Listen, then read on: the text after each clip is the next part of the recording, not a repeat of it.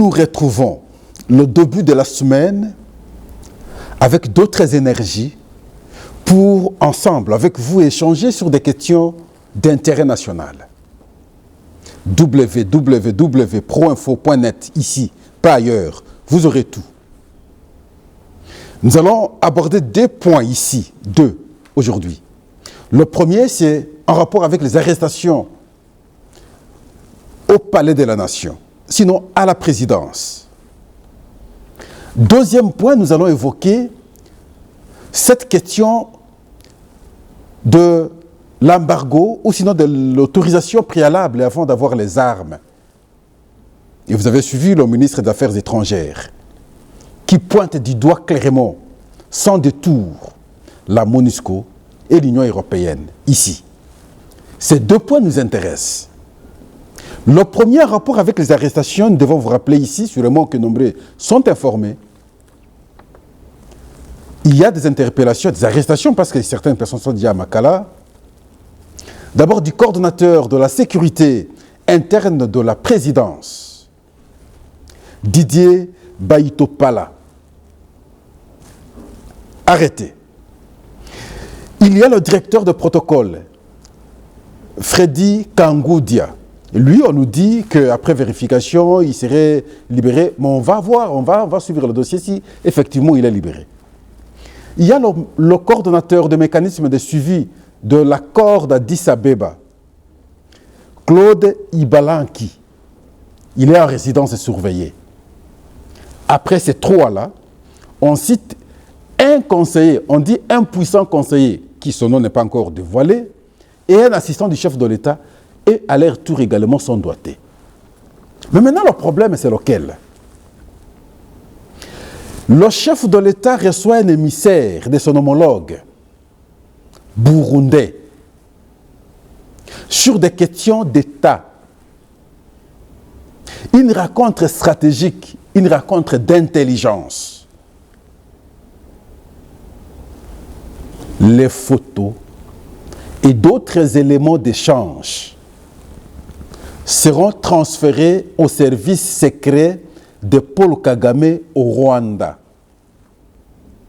Et pourtant, dans la salle, n'étaient que les proches du chef de l'État, dont, ici, nous avons parlé du coordonnateur de la sécurité, le chef de protocole, le responsable, le coordonnateur du mécanisme de suivi, parce que c'est lui qui a mené ces démarches, les photographes, l'assistant du chef de l'État et quelques conseillers du chef de l'État. Et lorsque l'image sort, le son sort, la vidéo sort, ne peut le faire que ses proches du chef de l'État là. Et voilà pourquoi ils sont interpellés. Il semblerait, comme il s'est agi d'une photo, qu'ils avaient récupéré la photo. Est-ce que c'est auprès d'un photographe ou quoi? On ne sait pas trop. Et ils ont laissé des traces. Et voilà pourquoi nous nous posons la question. Parce que lorsque cette image est partie au Rwanda, les services rwandais ont publié. Et cette publication a dérangé et la République démocratique du Congo et le Burundi. Et de tels actes, ce n'est pas la première fois. Nous avions vu ici un moment, le chef de l'État entre, les conseillers sont assis en train de rire. C'est à la présidence. Nous déplorons toujours, à chaque fois lorsque le chef est avec les gens, on prend des photos, même quand il est en train de rire, on publie facilement, même lorsqu'il est avec sa femme en train Mais ça sort très facilement. Pourquoi un tel entourage? Et pourtant, ils sont censés respecter le chef de l'État. Et je dis en même temps, on ne peut pas être trop chrétien, on ne peut pas être très large. On ne peut pas avoir des amis lorsqu'on est président de la République. Et vous ne pouvez pas considérer le président de la République comme votre ami. Et lorsqu'il y a des actes comme ceux-là sont posés, je pense qu'il faut sanctionner sévèrement. Je ne veux pas parler de la haute trahison. Dans des cas comme ça, c'est trahir celui qui vous a mis dans l'endroit où aujourd'hui vous exercez vos fonctions. Il faut sanctionner. Le laxisme exagéré, je pense, nous devons décourager. Il faut des mesures fortes. Le chef doit être craint par tout le monde. On ne peut pas, jusqu'au sommet de l'État, se permettre de poser de tels actes de légèreté, de trahison. Nous poumonnons chaque jour ici pour dénoncer, sinon démontrer le caractère d'infiltration du Rwanda sur la République démocratique du Congo. Surtout moi, Pascal. Chaque jour, je dis, dans notre armée, il y a beaucoup d'infiltrés, dans la police, il y a beaucoup d'infiltrés, dans le service de sécurité, il y a beaucoup d'infiltrés, en politique, il y a beaucoup d'infiltrés, et voilà, même dans le cercle fermé du chef de l'État, il y a des infiltrés. Dans le précaré du chef, il y a des infiltrés. Vous prenez des images, vous envoyez au service secret de Paul Kagame, et vous savez bien que votre chef, chaque jour, il monte au créneau, il démontre le caractère de l'agression que connaît le pays aujourd'hui, et il pointe du doigt directement le président rwandais, et vous, de l'autre côté, vous collaborez avec le Rwanda, vous donnez toutes les informations au Rwanda. Et voilà pourquoi, chaque jour, le Rwanda dit, ou lorsqu'il parle, c'est avec beaucoup de suffisance. Parce qu'il sait qu'il a ces gens partout, à la présidence, dans des coins stratégiques, dans des millions on décide. Ils sont là, à la minute, ils ont l'information. La preuve est là. On ne peut pas aller très loin. La preuve est là. Il faut sanctionner sévèrement. Il faut qu'ils comprennent que l'acte qu'ils ont posé, c'est grave, pour décourager les autres à ne pas oser faire de tels actes. Et à quel moment? Au moment où le pays est attaqué, au moment où les militaires souffrent à l'Est, et vous vous hasardez ici, vous faites n'importe quoi.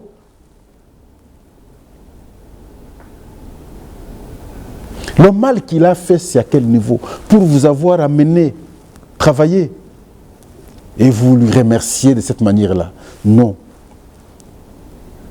Tout le monde ne peut pas être au sommet de l'État, travailler là-bas. Tout le monde ne peut pas être conseiller. Je crois qu'il est temps qu'on sélectionne des gens, qu'on tienne compte des probités de chacun, des relations de chacun, parce que s'il y a quelque chose qui marche bien pour le Rwanda, au-delà de tout, c'est le renseignement. Ils mettent beaucoup d'argent. Et c'est comme ça que même lorsqu'on parle d'infiltration, c'est par rapport à ça. Ils mettent suffisamment beaucoup d'argent et ils entrent partout. Une fille peut venir, une jolie fille, et tout ça, il a l'argent. Et vous l'acceptez, il est juste à côté de vous, vous ne savez pas que c'est une infiltrée. Et on ne prend pas n'importe quelle fille, des jolies filles, des filles intelligentes, des filles qui ont étudié. Et ils vous infiltrent. Ils sont là, vous vivez avec, et finalement, tout ce que vous posez comme geste, c'est connu de l'autre côté. Et le Rwanda dit, je connais suffisamment, ils ne feront rien. Et la force du Rwanda, c'est dû à l'infiltration. Les militaires, je ne crois pas parce que je ne vois pas comment le Rwanda peut être fort militairement que la République démocratique du Congo. Non, ce n'est pas vrai. C'est l'infiltration. C'est le renseignement. Et il est parvenu à mettre beaucoup d'argent dans le renseignement. J'ai vu une vidéo qui circulait au Rwanda où on est en train de pleurer quelques généraux, quelques officiers militaires décédés dans la guerre de M23. Ah mon Dieu, je ne comprends rien. Mais en même temps, il dit non, le Rwanda n'est pas là-bas, tout ça. Non, le Rwanda est là.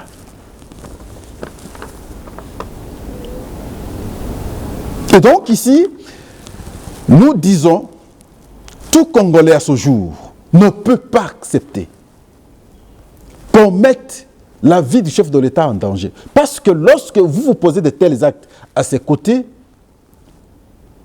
Mais rien ne vous empêchera demain qu'on vous donne quelque chose de mal, et puis vous l'éliminez. Parce que vous êtes à ses côtés. Ça, c'est une élimination d'une nation. Je ne sais pas quelle sanction pour ces gens. Si on pose la question même à l'opinion publique, ils vont souhaiter même la mort. Mais c'est grave, c'est pas bon.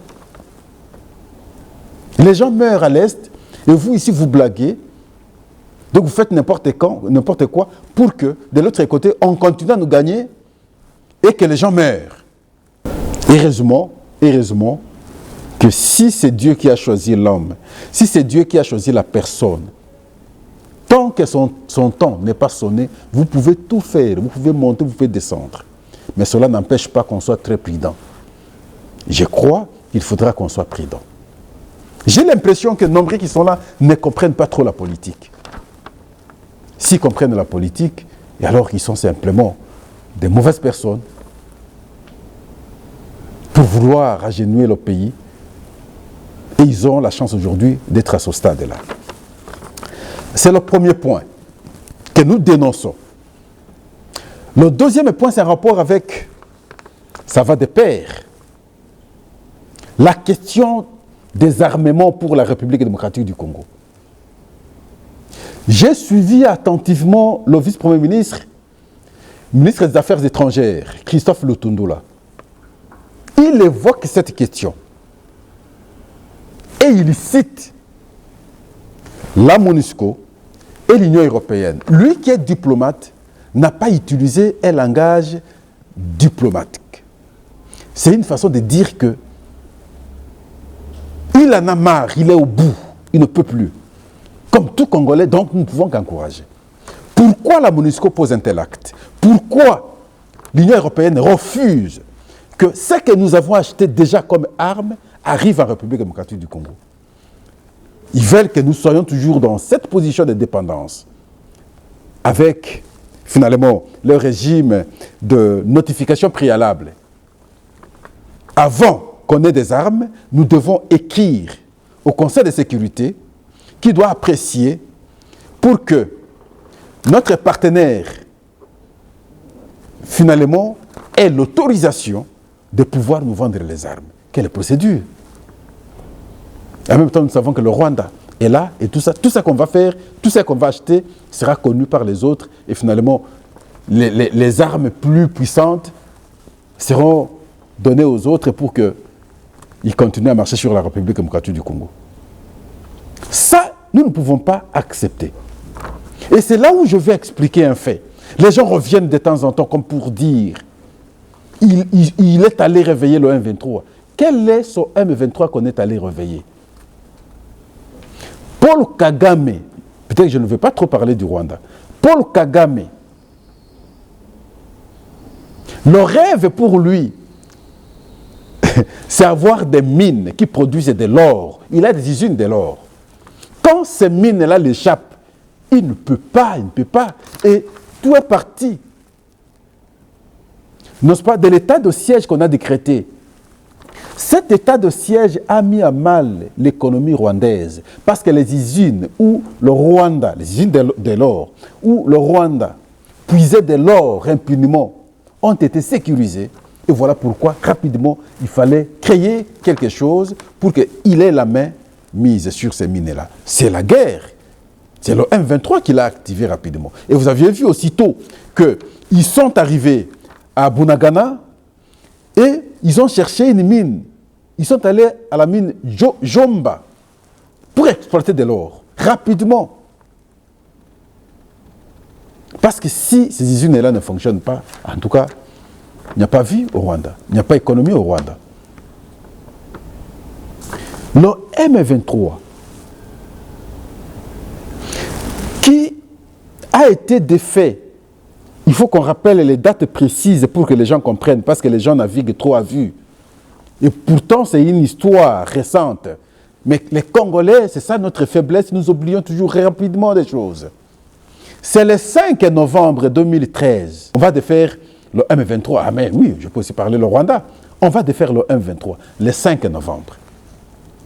Et là, nous allons nous poser la question, pourquoi après avoir défait le M23, le régime passé a accepté signer l'accord d'abord de Kampala et finalement la déclaration de Nairobi. Le M23 défait le 5 novembre. Le 11 novembre, notre gouvernement est allé signer l'accord à Kampala avec le Rwanda. Avec des dispositions dangereuses. Et la fois passée, je vous ai lu ici l'article 9, d'abord l'article 5, l'article 9 et l'article 13. Et surtout l'article 13, où on acceptait l'intégration des militaires et policiers rwandais avec leurs grades. Nous devons lire, Congolais. Et on a signé l'accord. Raymond Tshibanda, à l'époque ministre des Affaires étrangères, Lambert Mende, porte-parole du gouvernement, il revenait sur ces questions. Mais vous avez défait le M23. Quelques temps après, 2 mois après, en d'autres termes, parce qu'on va se retrouver à Nairobi le 12 décembre 2013. Là, on va encore signer 3 déclarations. Une déclaration de M23 qui s'engage à ne plus prendre les armes et s'engager à la voie de la paix. Une déclaration de la République démocratique du Congo qui accepte, n'est-ce pas, les contours des discussions pour que le M23 revienne au pays. Et il y a la déclaration des facilitateurs dont le président ougandais Yoweri Museveni, qui va se réjouir de voir enfin, cette fois-là, que l'accord sera respecté parce que les signatures sont apposées. Et depuis tout ce temps, ils vont continuer à faire pression. Et lorsqu'ils ont vu que le régime a changé, ils ont continué à faire la pression. Et cette pression-là, pas seulement le M23, mais également la communauté internationale. Et autre élément que nous ne pouvons pas oublier, c'est que nous avons même chez nous ici le mécanisme de suivi de l'accord d'Addis Abeba. C'est quoi cet accord d'Addis Abeba? Et nous allons retomber sur cette question. Ça, nous avons une certaine particularité. Nous n'entrons pas en profondeur lorsque nous produisons nos réflexions. Et vous allez comprendre qu'il s'est agi, ou sinon il s'agit d'un complot au niveau international. La déclaration récente du secrétaire général des Nations Unies, où il vous fait comprendre que le Rwanda, à travers le M23, a des armes sophistiquées que la MONUSCO ne sera pas à mesure de faire face. Et pourtant, lui qui est censé protéger les intégrités territoriales des nations, accepte le M23 comme une force militaire normale. Et voilà pourquoi ils ne peuvent pas nous permettre, nous aujourd'hui, d'avoir les armes. Ils font tout pour que nous ne puissions pas avoir les armes. Et j'appuie maintenant le vice-premier ministre et ministre des Affaires étrangères d'avoir pointé du doigt clairement et la MONUSCO et l'Union européenne. Qu'est-ce que les Congolais peuvent faire maintenant de ces 2 institutions? Je crois que chaque Congolais doit ouvrir l'œil et les bons, savoir dire non, nous ne pouvons pas accepter. Parce que lorsque nous croisons souvent les bras, nous observons les choses comme qui acceptent n'importe quoi. Est-ce que nous devons accepter n'importe quoi à ce jour? Nous ne pouvons pas nous limiter par des petites déclarations. Nous devons poser des actes pour que le monde entier nous voie et voit que, en tout cas à ce jour, les Congolais sont très mécontents et contre. Ils ont voulu nous maintenir dans cette position-là, de la dépendance. Parce qu'ils ont finalement aujourd'hui compris que nous commençons à nous imposer sur la MONUSCO, ils voulaient que la MONUSCO s'impose, que la MONUSCO soit un autre État dans notre État, qui, même sur le plan armé, nous restions dépendants de la MONUSCO. Et voilà, lorsqu'on commence maintenant à s'imposer, et il faut nous stopper, il faut chercher maintenant à nous déstabiliser, à nous affaiblir.